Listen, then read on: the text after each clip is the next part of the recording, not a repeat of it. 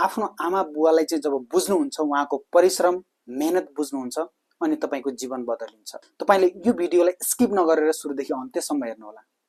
यदि तपाईले यो भिडियोलाई चाहिँ स्किप नगरेर सुरुदेखि अन्त्यसम्म हेर्नुभयो भने तपाईले कसरी तपाईले आफ्नो आमा बुवा, आफ्नो पहिलो भगवानलाई चाहिँ तपाईले बुझ्न सक्नुहुन्छ भनेर मैले यहाँ डिस्कसन गर्न गइरहेको छु। तपाईले सुरुदेखि अन्त्यसम्म चाहिँ यो भिडियोलाई हेर्नुहोला। यदि तपाईले आफ्नो आमा बुवाले गरेको दुःख, उहाँको त्याग, तपस्या र बलिदान तपाईले यदि बुझ्नु हुँदैन भने तपाई गतिलो सन्तानै होइन। तपाईले जिन्दगीमा चाहिँ तपाईले धेरै भन्दा धेरै कठिन दुःख पाउनुहुन्छ।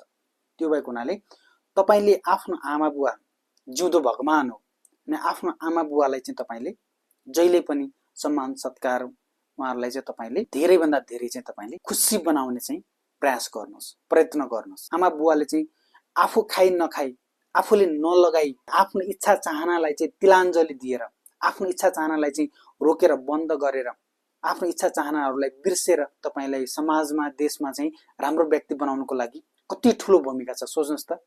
अनि त्यसपछि तपाईले चाहिँ जब आफ्नो आमा बुवाको चाहिँ संघर्ष नै तपाईले बुझ्नु भएन भने तपाई राम्रो सन्तान चुनिनु हुँदैन। त्यो भएको हुनाले आफ्नो आमा बुवाको चाहिँ तपाईले संघर्षलाई चाहिँ बुझ्नु पर्ने हुन्छ।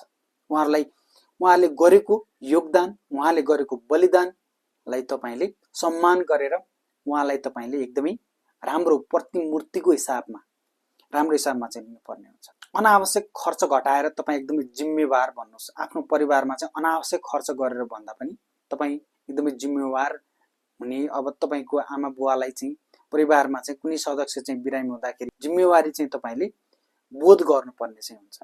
अब त्यस्तो अवस्थामा चाहिँ तपाईले जब तपाईँ आफ्नो लगनशील हुनुहुन्छ, तपाईँ एकदमै जिम्मेवार हुनुहुन्छ भने तपाईले चाहिँ आफ्नो आमा बुवाको दुःखलाई पनि तपाईले देख्न सक्नु हुँदैन। त्यो भएको हुनाले तपाईले हर क्षण चाहिँ तपाईले कुनै मठ मन्दिर धाइरहन, तपाईले यदि तपाईले आफ्नो आमा बुवालाई चाहिँ सम्मान सत्कार, उहाँलाई खुसी बनाइरहनु भएको छ भने तपाईलाई कुनै ढुङ्गा, कुनै पनि देवतालाई चाहिँ पुजिरहन आवश्यक छैन। तपाईको देवता भनेको नै तपाईको आमा बुवा हुन्, माता पितालाई नै। एउटा श्लोक चाहिँ त्वमेव माता त्वमेव पिता त्वमेव गुरु त्वमेव बन्धु, हैन? तपाईको माता पिता, भगवान, गुरु, बन्धु जुन भए पनि तपाईको माता र पिता तपाईको आमा बुवा हुन्।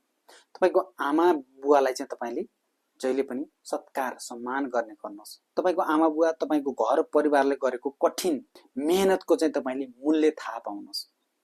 उहाँहरूले चाहिँ कसरी चलाइरहनु भएको छ, कसरी गरिरहनु भएको छ, उहाँहरूले चाहिँ कसरी हामीलाई चाहिँ यहाँसम्म ल्याउनु भयो भन्ने कुरा तपाईले बुझ्नुपर्ने हुन्छ।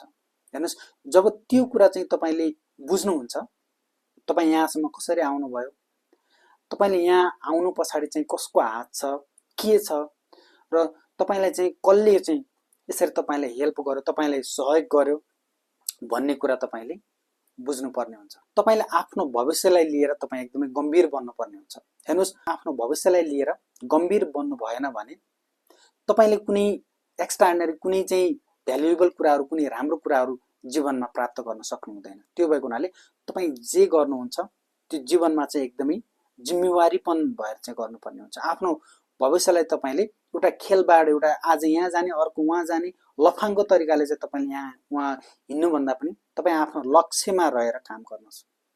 तपाईको परिवार, तपाईको आफन्तले, हैन, तपाईको घर परिवारले चाहिँ तपाईले के बनाउनको लागि चाहिँ गरेको, त्यो कुरामा चाहिँ तपाईले मञ्चल गर्नुहोस्। सल्लाह चाहिँ तपाईले सबैको लिनुहोस्, तर तपाईले काम चाहिँ तपाईले आफ्नो गर्नुहोस्।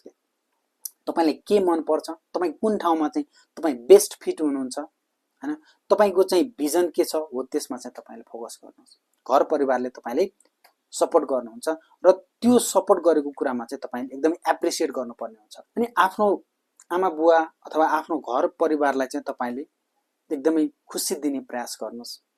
जब तपाईले आफ्नो घर परिवारलाई चाहिँ खुसी बनाउनु भयो भने तपाईको समाज खुसी हुन्छ।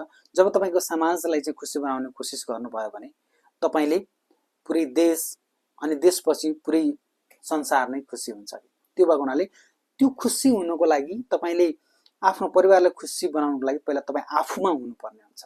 यदि हेर्नुहोस्, जो मान्छेसँग चाहिँ पीडै पीडा छ त्यो मान्छेले पीडै पीडा पोख्ने हो। जो मान्छेसँग दर्दै दर्द छ, हैन, जो मान्छेसँग वेदना वेदना छ भने त्यसले त्यस्तै पोकल्ने हो, त्यस्तै पोख्ने हो। जो मान्छेसँग जे छ त्यो मान्छेले त्यही दिन सक्छ। तपाईसँग धेरै पैसा छ भने तपाईले पैसा दिन सक्नुहुन्छ। तपाईसँग चाहिँ धेरै एङ्गर, धेरै फ्रस्ट्रेसन, धेरै पीडाहरू छ भने तपाईले पीडै दिनुहुन्छ अरूलाई। रिस राग तपाईसँग धेरै छ भने त्यही तपाईले रिस राग नै दिनुहुन्छ। यदि तपाईसँग ज्ञान छ भने तपाईले ज्ञान तपाईले सेयर गर्न सक्नुहुन्छ, दिन सक्नुहुन्छ। हो, जे तपाईसँग छ त्यो तपाईले अरूलाई दिने हो। त्यो भएको हुनाले तपाईले जुन तपाईभित्र जुन तपाई बन्न चाहनुहुन्छ पहिला त्यो बन्नुहोस्, अनि त्यो बनिसकेपछि बिस्तारै तपाईले अनि मात्रै राम्रोसँग चाहिँ अरू मान्छेलाई, आफ्नो परिवारलाई, आफ्नो आफन्तहरूलाई तपाईले राम्रोसँग हेर्न सक्नुहुन्छ। त्यो भएको हुनाले दुःख बुझ्नुस् र दुःख बुझेर उहाँहरूको मेहनतको चाहिँ एउटा चाहिँ हिसाब तपाईले चाहिँ लिनुपर्ने हुन्छ। उहाँले कसरी गर्नुभयो, यत्रो तपाईलाई चाहिँ यहाँसम्म पठाउनुमा चाहिँ उहाँको भूमिका के छ हैन भनेर उहाँहरूको चाहिँ केयर गर्नुस्। जब तपाईको एउटा पर्पस हुन्छ, जब तपाईको एउटा कुनै पनि उद्देश्य, एउटा भिजन हुन्छ, अनि त्यसपछि तपाईले सबै कुरा बुझ्नुहुन्छ। हो, त्यो बुझ्ने व्यक्ति चाहिँ कसरी बन्ने त? बुझ्ने व्यक्ति चाहिँ जब तपाई राम्रो मार्गमा चाहिँ हिँड्नुहुन्छ, एउटा एकदम राम्रो मार्गचित्रमा चाहिँ अगाडि बढिरहनु भएको छ भने तपाईले सबै कुराहरू चाहिँ बुझ्नुहुन्छ। त्यो भएको हुनाले तपाईले सब कुराहरू, तपाईले सानो सानो कुराहरूदेखि लिएर ठुल्ठुलो कुराहरूसम्म तपाई जहिले पनि आफ्नो लक्ष्यलाई लिएर अगाडि बढ्नुहोस्। आफ्नो मातापिताहरूले दिएको तिलाञ्जलीलाई चाहिँ तपाईले जहिले पनि दिमागमा लिएर हिँड्नुहोस्। उहाँहरूले गरेको हार्डवर्क, उहाँले गरेको डेडिकेसनलाई चाहिँ तपाईँ पहिचान गर्नुहोस्। तपाईँ साथीहरू, गलत सङ्गतिहरूको पछाडि लागेर आफ्नो जीवनलाई तपाईँले बर्बाद नगर्नुहोस्।